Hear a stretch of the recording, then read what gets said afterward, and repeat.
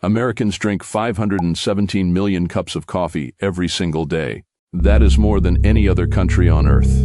And yet, almost nobody is asking what is actually inside their cup. The brand you trust every single morning could be laced with mold toxins, cut with roasted corn, or treated with pesticides that are banned in the country growing the beans. Today, I am exposing 15 coffee brands you need to pull out of your kitchen immediately.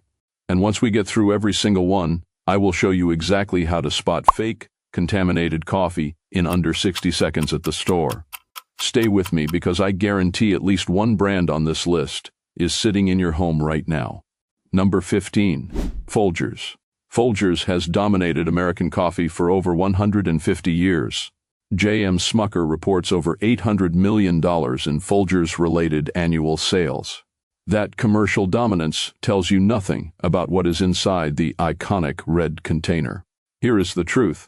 Coffee industry buyers have confirmed that Folgers purchases predominantly low-grade Robusta beans mixed with the cheapest commodity Arabica available. Beans that failed quality inspections at premium roasters and got redirected to whoever paid the least. To make those defective beans drinkable, Folgers roasts them aggressively dark. That roasting masks the defects. But it also creates elevated acrylamide. Acrylamide is a chemical compound the National Cancer Institute classifies as a probable human carcinogen. Independent testing by the Clean Label Project found Folgers showed significantly higher acrylamide levels than premium brands. And then there are the mycotoxins. Mycotoxins are toxic compounds produced by mold that grows on improperly stored beans. Testing has found evidence of these compounds in Folgers samples. That is a direct consequence of sourcing damaged beans and storing them in high-volume warehouses with inconsistent climate control. The taste confirms everything. Professional graders describe Folgers as burnt, bitter, and chemically harsh. Folgers provides zero sourcing transparency, no origin disclosure, no certifications of any kind. That is not an oversight. That is a deliberate strategy. But as bad as Folgers is, the next brand has an extra problem Folgers does not. Number 14. Maxwell House. Maxwell House and Folgers are fighting over the same bottom rung of the quality ladder. But Maxwell House has one additional scandal that makes it stand apart. Independent laboratories analyzing Maxwell House samples found what appears to be roasted corn, barley, and chicory in some batches. Ingredients not listed anywhere on the label. A food fraud expert explained it plainly. If you can substitute 15 to 20% of a coffee shipment with roasted grain fillers without triggering detection, your profit margins improve dramatically. Maxwell House has never responded publicly to those findings. Consumer Reports testing found Maxwell House contained elevated pesticide residues compared to organic and premium brands. Multiple pesticide compounds in a single product create what researchers call the cocktail effect. Each compound may fall within legal limits individually, but nobody is testing what those compounds do in combination inside your body every single morning. Open a container of Maxwell House Instant, and the first thing that reaches you is a chemical smell. That is a direct result of the spray drying manufacturing process. That smell does not disappear when you brew it.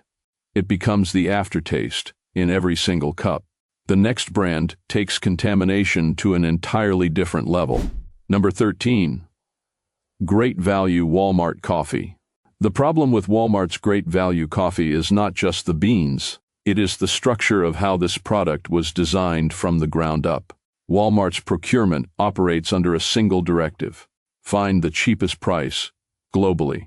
That creates a supply chain race to the bottom where every supplier cuts costs below the last, and quality is not a variable that gets considered.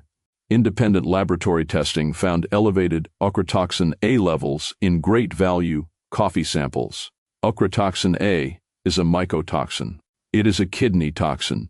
The International Agency for Research on Cancer classifies it as a probable carcinogen.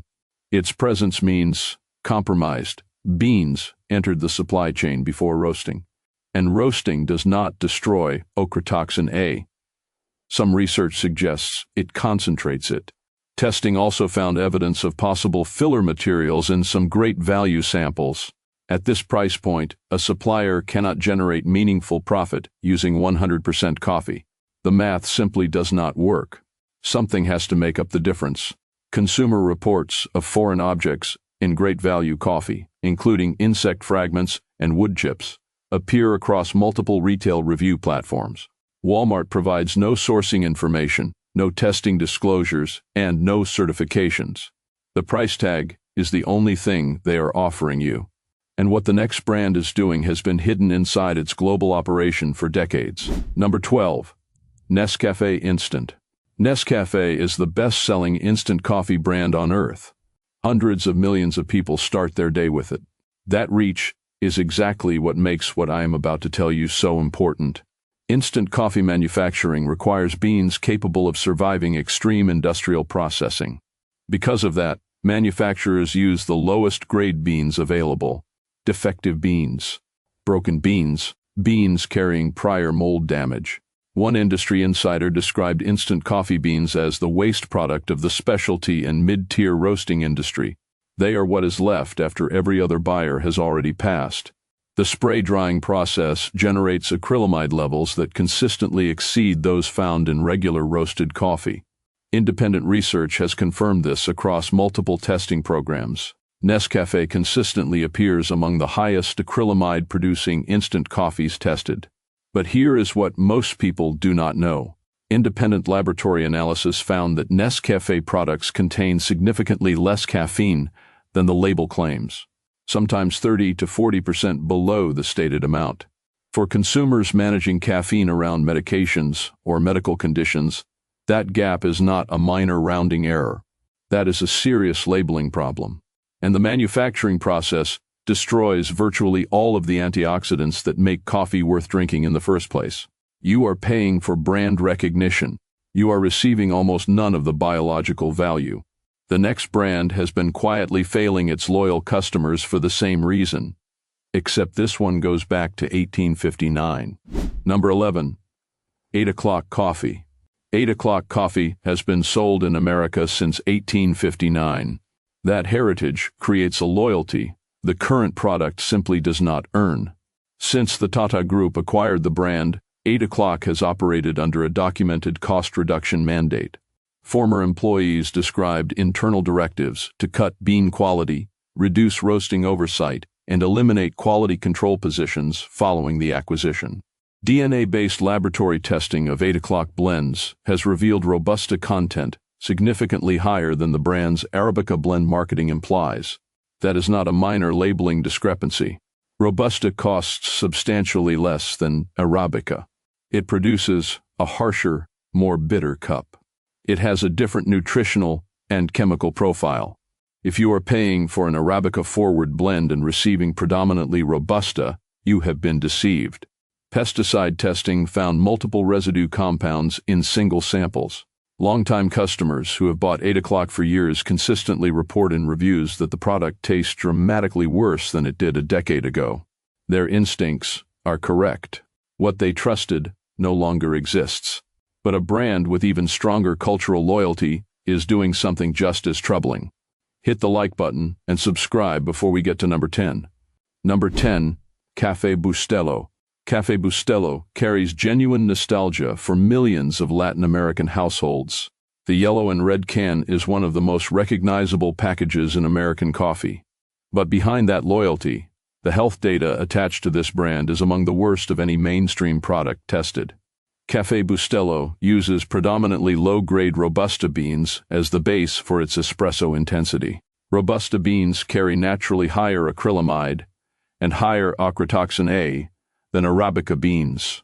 Independent laboratory testing found Café Bustelo's acrylamide levels among the highest of any mainstream brand tested in the same program. The same testing found concerning levels of heavy metals in samples, particularly cadmium and lead. Both fall within current legal limits individually. Both accumulate in body tissue with daily consumption over years. There is no established, safe, long-term dose of cadmium. J.M. Smucker, which owns Café Bustelo, has not pursued organic certification for this brand despite having the resources to do so across its entire portfolio. No certification means no third-party oversight of sourcing, no mycotoxin testing requirements, and no pesticide auditing of any kind. At least, Café Bustelo is not actively deceiving customers about who made their coffee. The next two brands are doing exactly that. Number 9. Dunkin packaged retail coffee. Most people assume the bagged coffee sold under the Dunkin name in grocery stores is the same product they enjoy at Dunkin restaurants. It is not, and Dunkin is counting on you not knowing the difference. The retail packaged Dunkin coffee is manufactured by J.M. Smucker Company under a licensing agreement. Dunkin restaurants and the retail product use entirely separate supply chains, entirely separate bean sourcing, and entirely separate quality standards.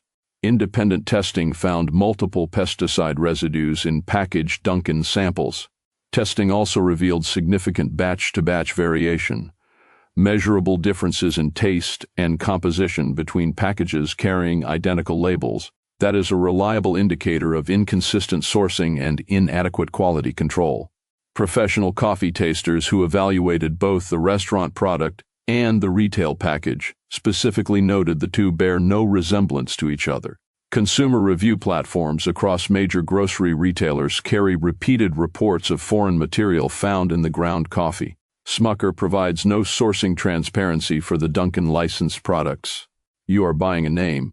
Nothing behind it matches what that name is supposed to represent. And the very next brand is running the exact same playbook. Number 8. McCafé packaged retail coffee. McCafé retail coffee and McDonald's restaurant coffee are different products from entirely different supply chains. The retail version is manufactured by Kraft Heinz under license. Industry insiders have described its supply chain as essentially shared with Maxwell House. The same commodity sourcing, the same processing infrastructure, different packaging. Independent testing found acrylamide levels in packaged McCafé comparable to other aggressively dark-roasted mass-market brands. Multiple pesticide compounds were detected in single samples. Origin language on the packaging implies specific geographic sourcing. But laboratory analysis confirmed the product tests as a generic commodity blend with no discernible origin characteristics whatsoever.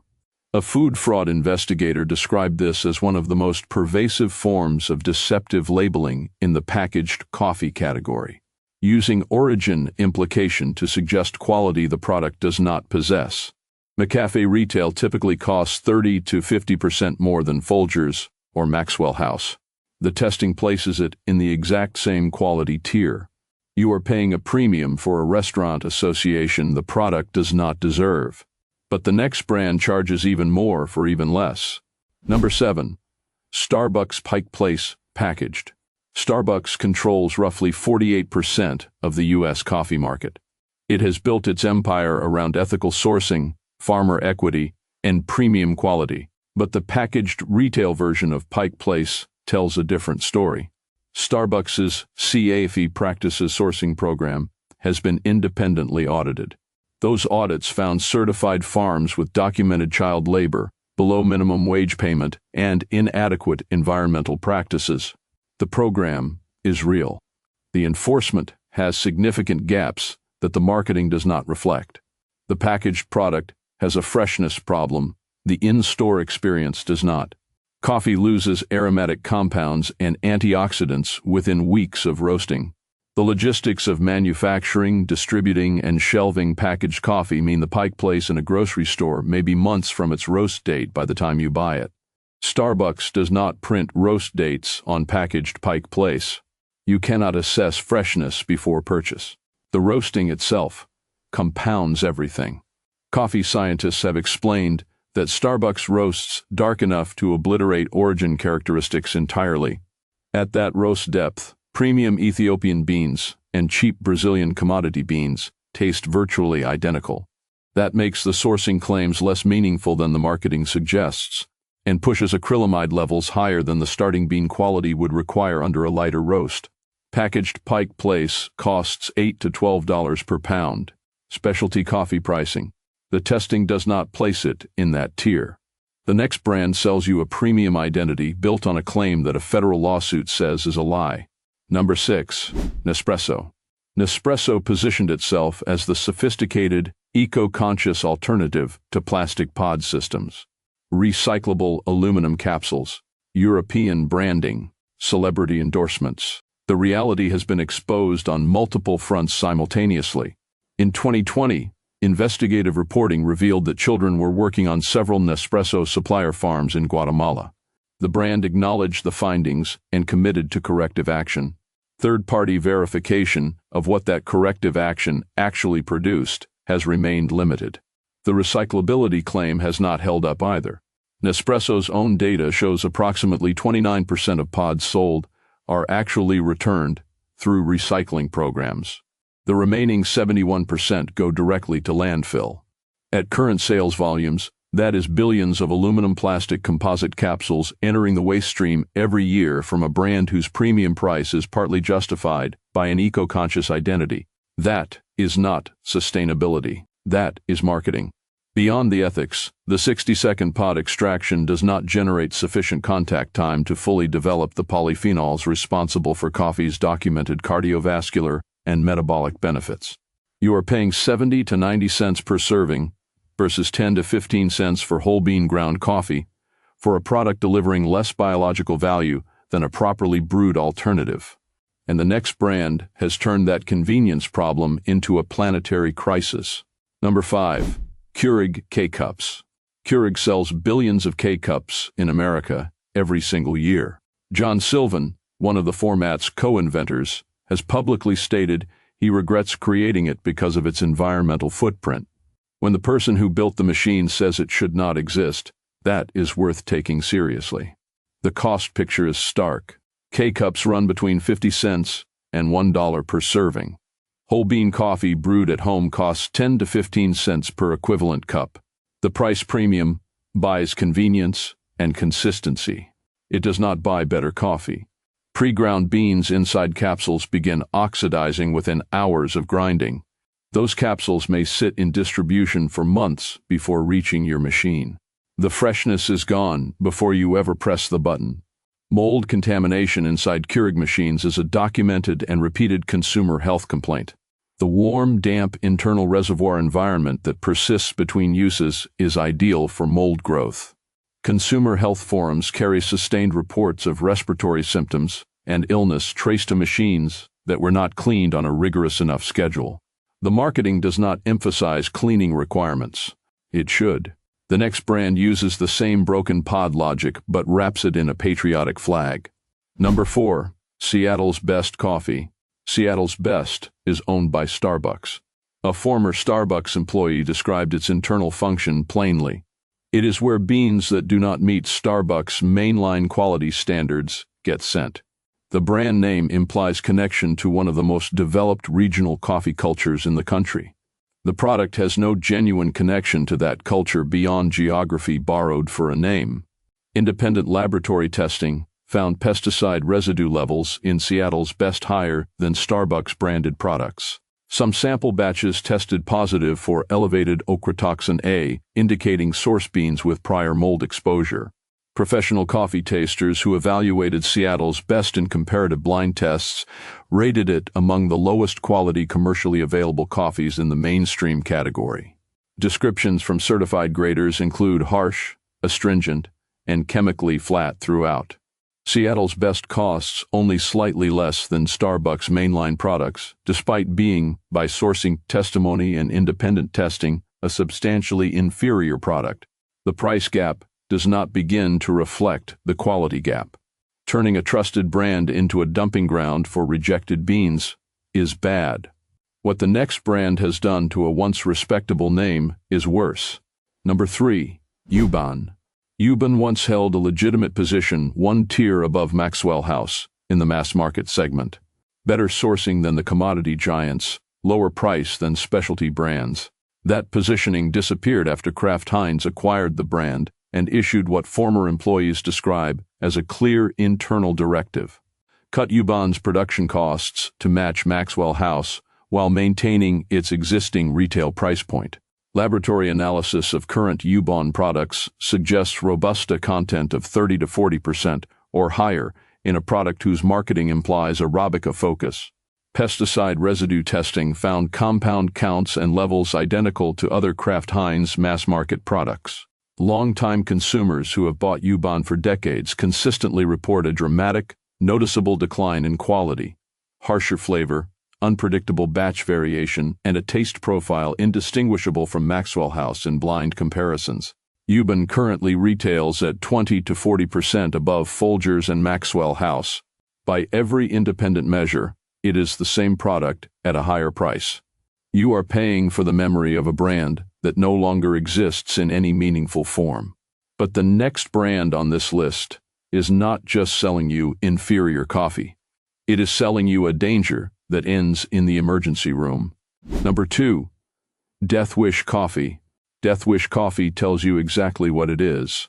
The skull branding, the aggressive marketing, the name on the label. What the branding does not communicate is what those numbers actually mean for real people drinking this in real kitchens every morning. A standard 12-ounce serving of Death Wish coffee contains between 600 and 728 milligrams of caffeine. The FDA's recommended daily maximum for healthy adults is 400 milligrams. One cup of Death Wish coffee blows through that ceiling by up to 80% before you pour a second. Emergency medicine physicians have documented cases of patients presenting with caffeine toxicity after consuming Death Wish. Rapid heartbeat, chest pain, severe anxiety, and panic attacks requiring hospitalization. For anyone with an undiagnosed heart condition, hypertension, an anxiety disorder, or who takes stimulant medications, that caffeine load is a genuine physiological risk. The current product warnings do not communicate that with adequate prominence.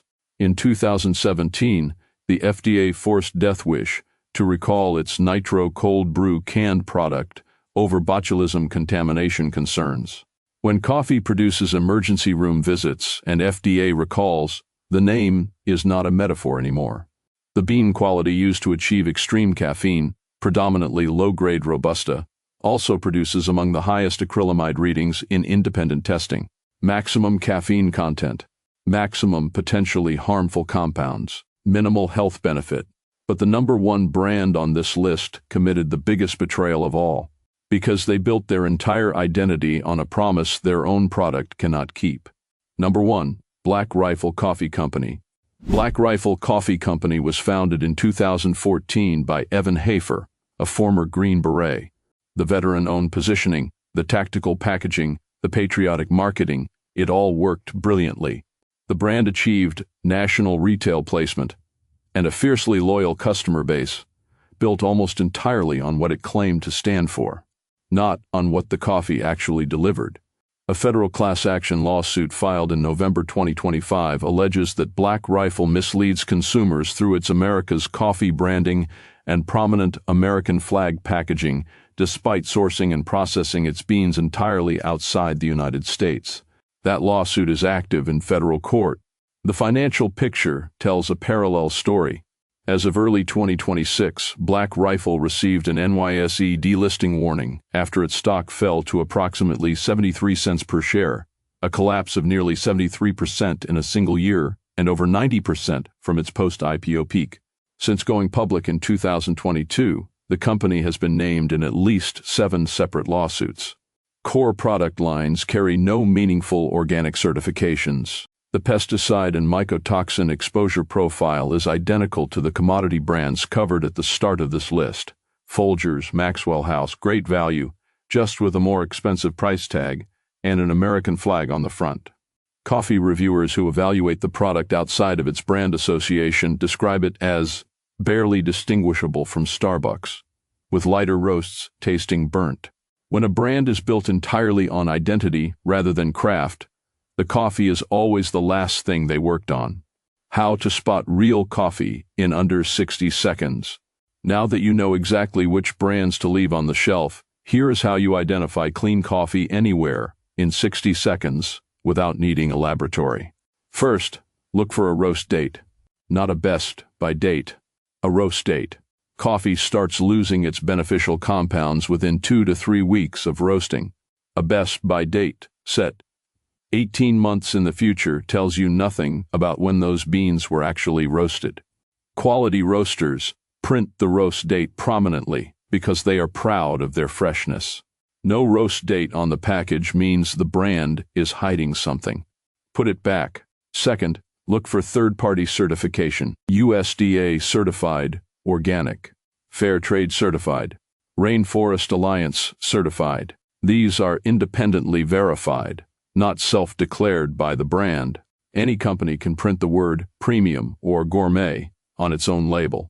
That costs nothing and means nothing. A certification stamp from an independent organization means something you can actually verify. Third, check origin specificity. Quality coffee tells you exactly where the beans came from, a country, a region, a cooperative, sometimes a specific farm. If a label says 100% Arabica, but lists no origin, the brand is not disclosing something it either does not know or does not want you to see.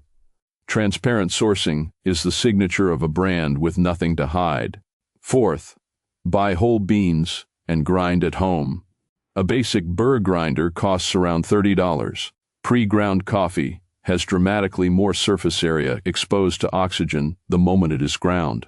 Freshness collapses within hours. Whole beans protect the beneficial compounds significantly longer, and whole beans eliminate the adulteration risk. Roasted corn and chicory filler are far easier to spot visually in whole bean form than hidden inside pre-ground coffee where everything looks uniform. Fifth, do the water test at home. Put a spoonful of ground coffee in cold water. Real coffee floats briefly, then sinks slowly with minimal color release. If the water turns dark and murky immediately, filler materials are almost certainly present. If particles sink like stones, something heavier than coffee has been added.